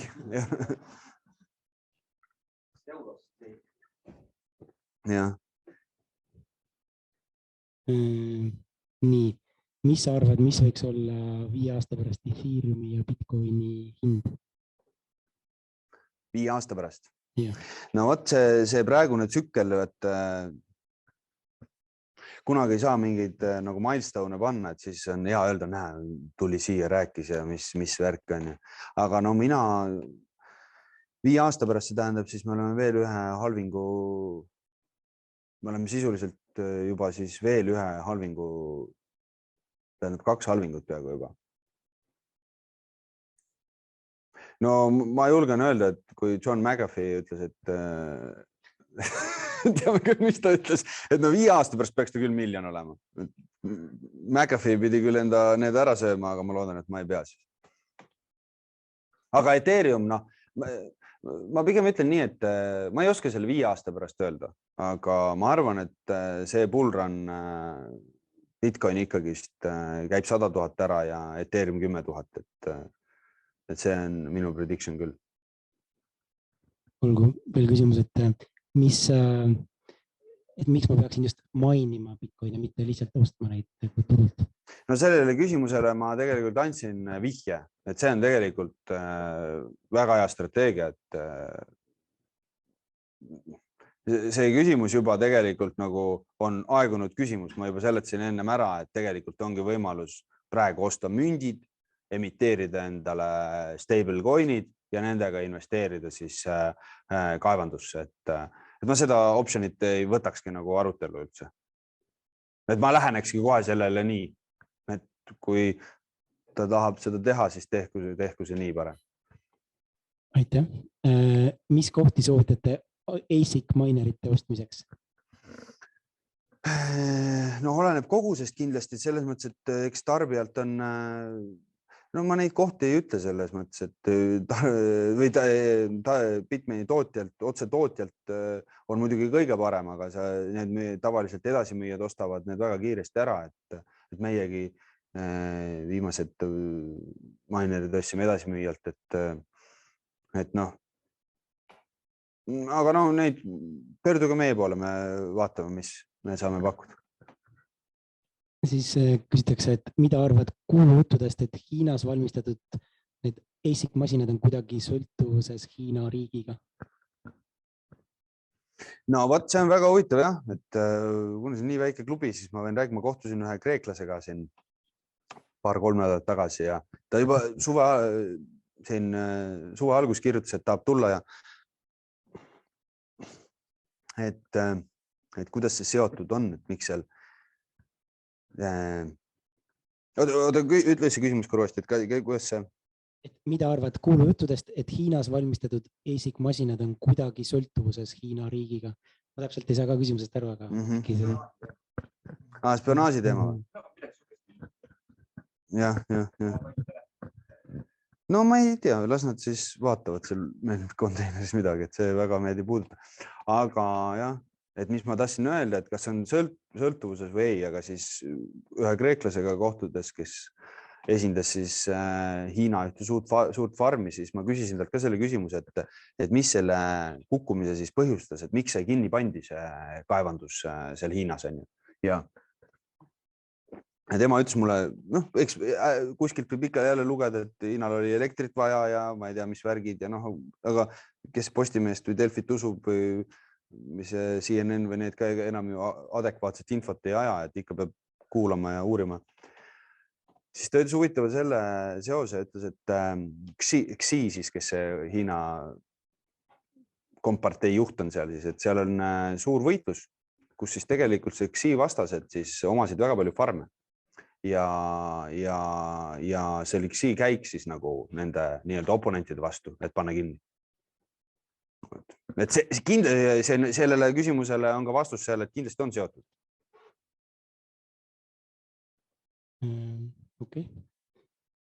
Siis on keegi ütelnud, et võib-olla rumal küsimus, aga mida tähendab must masin? Sa vist enne midagi ütlesid, kui masinad lähevad väga mustaks, et siis saada... No tolm koguneb ja siis ei toimu jahutust, kiibid põlevad, kuumenevad, muutub ebaefektiivseks, ei ole nii stabiilne, et jah. Okei, veel küsimus, et miks te Bitcoini ja Ethereumi kõrvale just Litecoini võtsite mainimiseks? No Litecoin on teine münt, mis välja tuli tegelikult. Et oli Bitcoinist tuli Litecoin. Et ja Litecoinil, ega sellel nagu otsest need eisikud, mis välja tulid, olid tol hetkel väga kasumlikud ja me ostsime neid. Ja need töötavad siiamaani. Mis me 2018, et Litecoin on huvitav. Litecoini see skript on siis selles mõttes huvitav, et see on dual mining on ju, et praegu Litecoini profitit tõstab väga Dogecoin, et sa saadki, ta kaevab mõlemat münti korraga ja siis poolist ta tegelikult vahetab need kaevatud Dogecoinid sul Litecoinideks ja tegelikult sa saad metsikult, mitte metsikult, aga rohkem Litecoini. Ja usk on ka ikkagist Litecoini. Okei, selline küsimus, ma ei tea, kas sa oskad vastata, mis sa Ravencoinist arvad? Ütlen, et ei ole väga uurinud, ma tean jah, et graafikakaartidega saab seda kaevata, et see on sama algoritmi peal, mis Ether. Ma ütlen, et ma ei hakka valetama, ma sellest projektist väga ei tea, aga ma tean, et meie IT-vend on öelnud, et kui Etheriga midagi juhtub, et siis võib-olla kaevame seda. Aga ma projektist kahjuks ei oska midagi öelda. Okei, küsimus, kas hetkel on ka mõni selline krüptoraha, mida saaks kaevandada ka oma laptopiga? Ei, no laptopi ei tasu üldse kasutada, sest ega laptopi jahutus ei ole nüüd, mis teab hea, et ei soovitaks üldse kasutada. Jah, ega ei soovitaks. Et kui tahate kodus, siis pange mingi suurem parem arvuti kokku ja ostke parem protsessor, pange protsessor Monerat kaevama ja videokaart siis Ethereumit või samamoodi Ravencoini, et see, aga laptop on ikka tööks mõeldud. Mille järgi on võimalik aru saada enne ostu, kas masin on kasumlik? Kus see slaid oligi siin, et CoinWars on selline koht, kus te saate kontrollida. Praegu on siin küll Bitcoini oma, aga CoinWarsi lehe pealt saate vaadata kõiki erinevaid algoritme, mis parajasti on ju. CoinWars Z-iga lõpus. Jah. Ma jagan seda siin Zoomis ka siis. ja ASIC Market Value on ka selline, kus saab vaadata kohe ASIC-ute nimede järgi, et mis on praegu. Whattomine.com. Jah, Whattomine, jah. No neid saite on palju, et.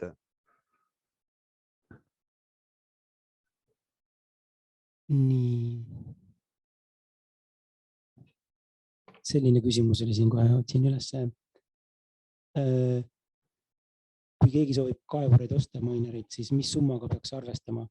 Mis summadest alates sa soovitaksid kaevureid osta ning mida kaevata ning mis tuluga võiks arvestada ning mis kuluga?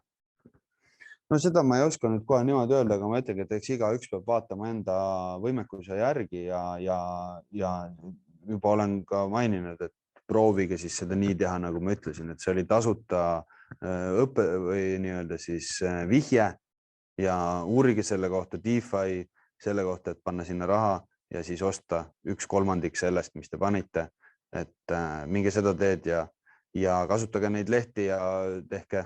Et ma ei oska nüüd öelda, see on nii erinev, mis kaevur, mis algoritmed ja meie oleme keskendunud nendele algoritmidele, et võib-olla keegi teab veel paremat münti praegu, mida kaevata ja et see on nii individuaalne, et ma ei saa nii sellele küsimusele kohe nii vastata. Aga see on mingid nagu miinimumhinnad, et no ütleme nii, niimoodi, et kaardid 5000-ga sa praegu vist ei saa ikka väga midagi, et see sama Octominergi, millest jutt on, et see on ikkagi üle 15 oleme mis kaardid, aga 10 kuni 20 000 ütleme, et seal ikkagi peab arvestama jah. Kui sa tahad nagu midagi tegema hakata tõsisemalt, siis 30, 40, 50 000. Aga muidugi sa võid väikselt teha ka, selles mõttes, et see on kõik oma asi, kuidas on, aga et kui tahaks nagu sellise hea stardi teha, siis 30, 40 000 võiks küll olla millega. Täna julgeks veel osta seda Octominerit olenemast Ethereumi teemast? No ma ei... Vaata, kui sa kohe algusest alustad, siis see on risk juba, jah. Aga su tasuvus lihtsalt kukub siis võib-olla 3 aasta peale, et selle tagasi saad kindlasti, kui sul närvi on ja kannatad. Aga ma ei taha öelda ka, et ärge ostke, et igaüks peab võib-olla selle valu ise ära tunnetama ja mina suurt raha praegu ise ei ostaks. Me tegime septembris, oktoobris, siis ostsime selle arvestusega, et me ikkagi selle E3 2.0 väljatuleku hetkeks oleme kõik rahad tagasi teeninud. Et vähendada riski. Selline küsimus on siin, et kui kodus kaevandada Bitcoini selle ASIC-uga, kas mingeid seadmeid on veel vaja või põhimõtteliselt ongi ainult ASIC-ut vaja ja ma ei tea, võrgukaabel sinna ja elektrit ja ongi kõik või mida veel vaja? Jah, ASIC-u puhul on küll, et ainult. Jah. Et ASIC-u puhul on küll vaja ainult pistikut ja internetti, et elektrit ja internetti, et see on lihtne. Aga kõik see seadistamine asi on? No ASIC-u seadistamisega, ma arvan, YouTube'ist vaadates saavad kõik hakkama, videokaartidega on küll see, et see on ikkagi keeruline, et ja protsessor on veel keerulisem, et sul on ikka vaja. Mina ei oska, mina selle asja ei tegele, et meil on selle jaoks spetsialist, kes tegeleb selle poolega.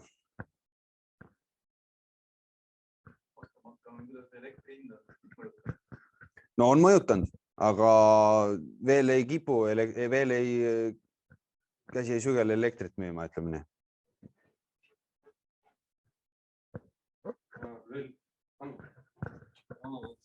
Mis kaevanduspuulid te kasutate näiteks Bitcoini?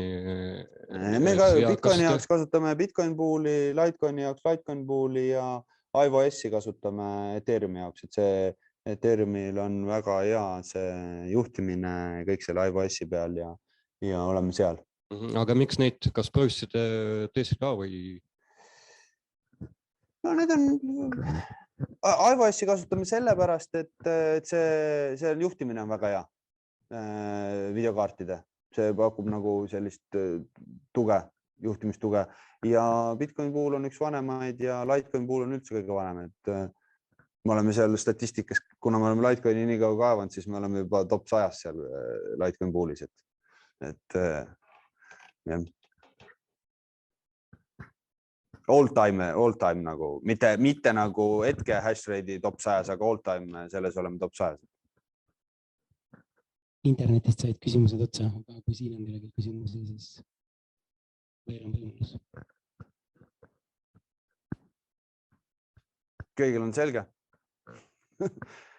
Jah, et ütleme, et ärge lõpetuseks ütlen, et hoidke oma emotsioonid vaos, et ärge jookske suurt profitit saama, et see ei ole selline ala, kus see on ikkagist maraton, et see ei ole sprint. Ma küsin ise siis ühe küsimuse, et sa ütlesid, et teil on mahud täis, et teie juures ei saa nagu, kui sul on minerid. No praegu koheselt ei saa jah, aga ütleme, vaatame siin kuu-kahe pärast võib-olla on variandid. Aga mu küsimus on selline siis, et kui ma praegu peaksin otsima seda majutuspakkujat kuskil, mille põhjal sa valiksid, et kelle juures oma neid? No kõige tähtsam on käia koha peal, vaadata see olukord ära, et kuna need seadmed on kallid, et siis mis tingimustes neid seadmeid hoitakse, et see on minu meelest kõige olulisem.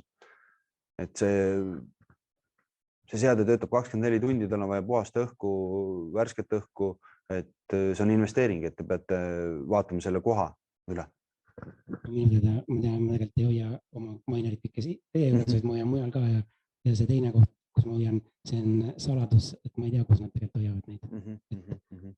No mingit infot ikkagi sa peaksid ju teadma, et mis olukorras, kas või pildid või kuidas küsima, et mismoodi see õhulahendus on lahendatud ja jahutud, et kuidas see lahendatud on. Kas kindlustused on? No väga Eesti kindlustused ei taha kindlustada. Jah, et see olemas kindlustustoode, mis kindlustab mineritega tegelevad ettevõtteid, kas teil oleks selle järgi vajadus?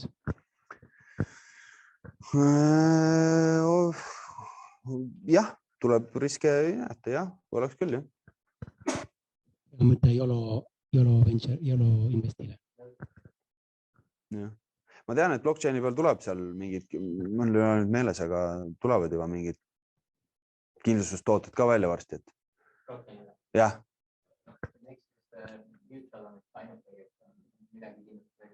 Minu kindlustus on üks nagu väga avastavat ala ja. Kui vaadata, mis need kindlustustoode on, et on nii tugevalt saanud kalkulatsioon, mingi riskide kalkulatsioon, et see on ka midagi, mida võiks väga hästi saada automatiseerida. Et see on huvitav, et ei ole, et kindlustus maailmas ei ole. Jah, seal on failimisvõimalus nii suur, et sa ei saa võib-olla nii standardselt võtta kohe. See element, et kui ei ole veel seda ilmselt, et kuidas päris maailmas seda infot usaldusväärselt blockchaini. Ja. Ma arvan olen sama meelt, jah, et see on, aga kindlasti see tuleb, et mingi aja pärast. Kui nende tegevus nagu õnnestub hästi, siis et kui nad enam ainult hinda ei predikti või? Jah, praegu ilma ka. Jah. Erinevad mingid kindlad sourceid on, mida nemad tahavad usaldusväärseks ja siis jah, nad tahavad erinevad kokku, mis on mingi piirkonna usaldusväärne ilma ainult. Ja. Seda saavad mingitest tarkudest lepingutest saab teha, et ma ei tea, mingite viljakasvatajad, et kui on halb ilm, siis tegelikult olekski väga kindlasti toode, et niimoodi see on ilma, kui on mingi halb ilm, siis on mingite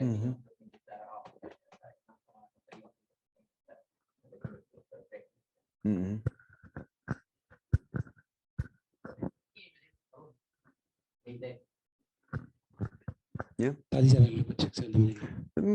Ma vist ütlesin lõpetuseks ära, et võtke rahulikult ja ärge kiireid otsuseid tehke. Kuigi krüptos peab ka kiireid otsuseid tegema, aga ärge tehke tormakaid otsuseid ja hoidke emotsioonid vaos selle laval. See on kõige tähtsam, ma arvan. Ja tänan teid, et kuulasite. Ma loodan, et must oli mingit kasu ka, et jutt väga segane ei olnud. No küsimus, et mis te Binance'ist arvate? Jah, võt see on väga filosoofiline küsimus, et see ei ole detsentraliseeritud. seal on vastus. See on nii pikk teema, et no muidugi ta on suur kompanii ja kõik asjad, aga minu filosoofiaga ta kokku ei lähe. Seal on ikkagi kellegi käes mündid. Ma arvan, et kommentaariks siia tuua, et see, mis sa näide, mis sa enne tõid, et kui see Justin Sun, kes on Troni omanik, et kui ta kunagi Steam'i selle coin'i ostis ära rohkem kui 51% sellest coin'idest, et ta saaks siis nagu stake'imisel võrgu üle võtta, siis tegelikult mismoodi ta seda tegi, ta läks erinevate exchange'ide juurde, näiteks Binance ja mingid teised ja ütles nendele, et kuule, et laenake mulle korraks oma coin'e. Siis ta tegi mingi 3 erineva exchange'iga tegi nagu diilid ja need firmad laenasid talle oma coin'e. Siis põhimõtteliselt tal endal ei olnudki piisavalt coin'e, et ta saaks selle 51% võrguvõimsust enda kätte, et ta nagu laenas exchange'ide käest. Ja see põhimõtteliselt näitab seda, et nagu tsentraliseeritud süsteemid ikkagi on natukene poliitilised. Selles mõttes, et tsentraliseeritud on meie keskpangad praegu. Kuidas see ütlus oligi, et market cap praegu 27 triljonit, unlimited supply ja viimase 100 aasta ROI on -99,5%, et tahad sa seda dollarit omada? Ja üks node.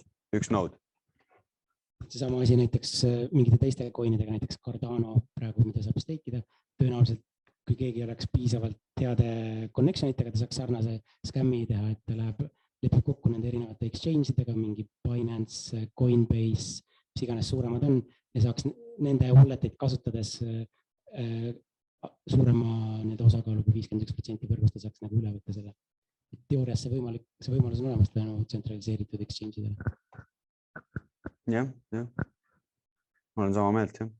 Et kui siis juba nagu aru saada, mis selles maailmas toimub, et no nagu Rippelgi on ju, et noh, milleks? Blockchain on välja mõeldud sellepärast, et ise vaba olla, mitte ikkagist minna kuhugi pusletüki sisse ja kinni jääda sinna. Et mõtleme avaramalt ja näeme selle asja nagu tõelist tahku ja ärme jää sinna pusletükkidesse kinni, et see on minu võib-olla sõnum ka. Okei, aga aitäh. Jah.